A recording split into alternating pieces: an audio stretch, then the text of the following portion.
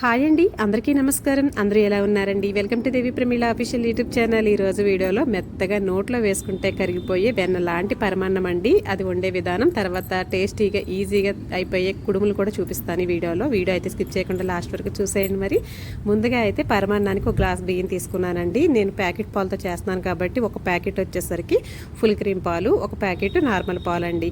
మన దగ్గర వెన తీరని చక్కగా ఆవు పాలు కానీ గేదె పాలు కానీ ఉంటే చేసుకోవచ్చు. చాలా కమ్మగా ఇంకా చాలా బాగుంటుందండి. అయితే ఈ పాలల్లోనూ ఒక 1/2 లీటరు నీళ్ళు అయితే పోసుకున్నాను. మొత్తం 1.5 లీటర్ పాలు నీళ్ళు కలిపి 1.5 లీటర్ అండి. అందులో ఒక గ్లాస్ బియ్యాన్ని నిదానంగా సిమ్లో పెట్టి ఉడకనివ్వాలండి. అలా ఉడుకుతూ ఉండగా అందులో ఒక 2 స్పూన్ల పెసరపప్పు, ఈ పొట్టు పెసరపప్పు అయినా వేసుకోవచ్చు, నార్మల్ పెసరపప్పు అయినా సరే కాస్త కడుక్కొని వేసుకుంటే ఆ అన్నంతో పాటు ఈ పప్పు కూడా చక్కగా ఉడుకుతూ ఉంటుందండి. ఒకసారి బాగా కలుపుకుందాము. ఇది నిదానంగా సిమ్లో పెట్టి ఉడకనివ్వాలండి, హై ఫ్లేమ్లో కాదు. పరమాన్నంలో పెసరపప్పు ఏంటి అనుకుంటున్నారండి, చాలా కమ్మగా ఉంటుంది. బెల్లం వేస్తాం కదా, చక్కగా పాలు అన్నం పప్పు ఉడికిన తర్వాత ఆ కాంబినేషన్ చాలా బాగుంటుందండి. ఎక్కువ కాదు, ఒక 2-3 స్పూన్లు అలా వేసుకుంటే బాగుంటుంది. తర్వాత అందులోనే 2 స్పూన్ల సగ్గుబియ్యం అండి. ఈ సగ్గుబియ్యం కూడా ముందైతే నానబెట్టుకుంటే ఇంకా తొందరగా ఉడికిపోతుంది. కాకపోయినా మనకి ఒక 2 నిమిషాల పాటు నీళ్ళల్లో ఒక్కసారి అలా ఉంచిన తర్వాత వేసేసుకున్నా ఉడికిపోతుంది.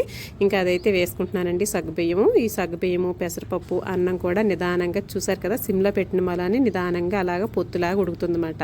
ఉన్న అన్నం మీద గోడీగా మూత పెట్టుకోవాలండి. అంటే ఫుల్గా కవర్ చేయకుండా మూత గోడీగా పెట్టుకొని ఒక 15-20 నిమిషాల పాటు అలాగ వదిలేయాలండి. ఇలా పెట్టుకోవడం వల్ల మనకి ఉడికేటప్పుడు ఆ పాలు ఏవైతే ఉంటాయో పొంగకుండా ఉంటాయి అన్నమాట. అన్నం కూడా మెత్తగా ఉడికిపోతుంది. అన్నంలో పలుకు అనేది అస్సలు ఉండకూడదండి.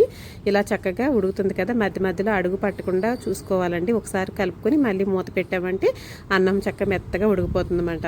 పరమాన్నంలో అన్నం చక్కగా ఇంత మెత్తగా ఉడికిపోవడం వల్ల మనకి అన్నం టేస్ట్ కూడా చాలా బాగుంటుందండి. పలుకు పలుకులుగాను అన్నంలాగా కనిపించకుండా ఇలా మెత్తటి జావలాగా ఉండాలన్నమాట.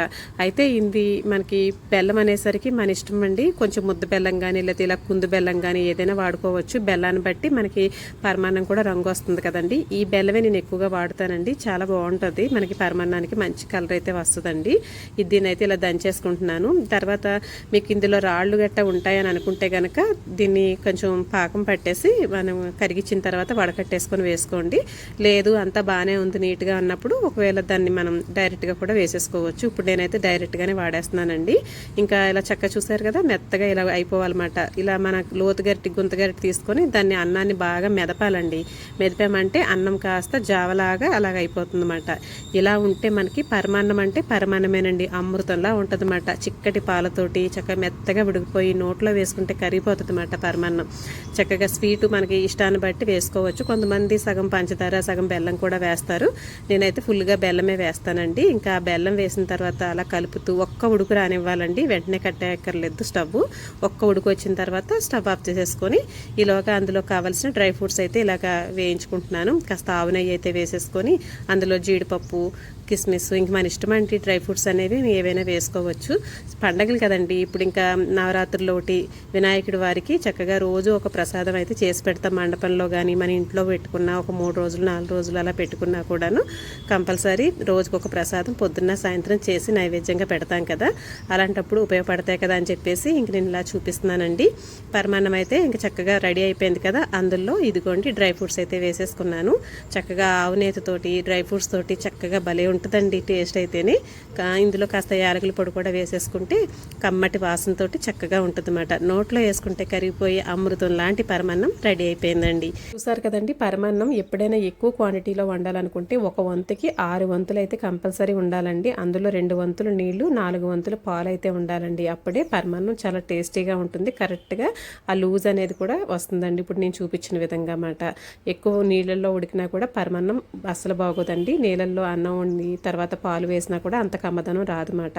ఇదండి పరమాన్నం అయితే రెడీ అయిపోయింది కదా. ఇక నెక్స్ట్ మనకి వినాయకుడి వారికి కుడుములు వండుకునే విధానం అయితే చూపిస్తానండి. ఈ కుడుములకు కావాల్సింది మనకు 1 గ్లాసు రవ్వ తీసుకుంటే దానికి 2.5 నీళ్ళు అయితే తీసుకోవాలండి. 1కి 2.5 నీళ్లు. వాటిని చక్కగా అలా వేసేసుకొని ఒక లోతు మందపాటి గిన్నెలో దాంట్లో ఒక 4-5 స్పూన్లు శనగపప్పు ఎక్కువగానే వేసుకోవచ్చు, లేదంటే కొంచెం తక్కువగా కూడా వేసుకోవచ్చు అండి ఇష్టాన్ని బట్టి.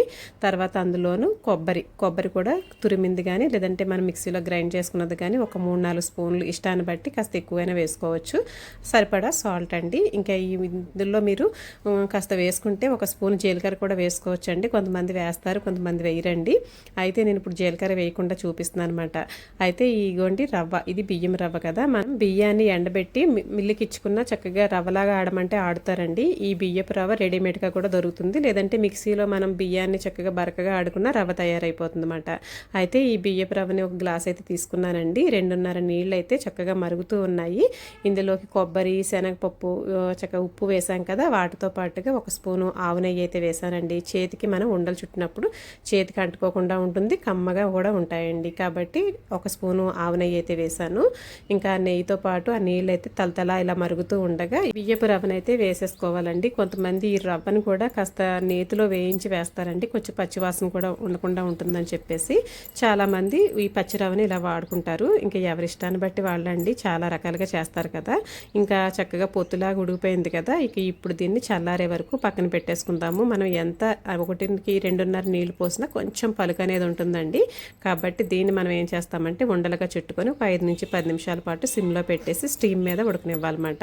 ఇంతేనండి, చక్క వేడి వేడి కుడుములు రెడీ అయిపోయినాయి అన్నమాట.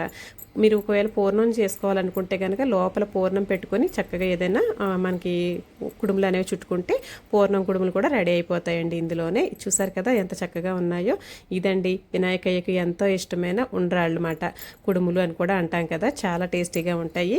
ఇదండి పరమాన్నం కానీ ఈ కుడుములు కానీ తయారు చేసే విధానాన్ని అయితే మీకు సింపుల్గా చూపించానని అనుకుంటున్నాను. ఉంటానండి మరి.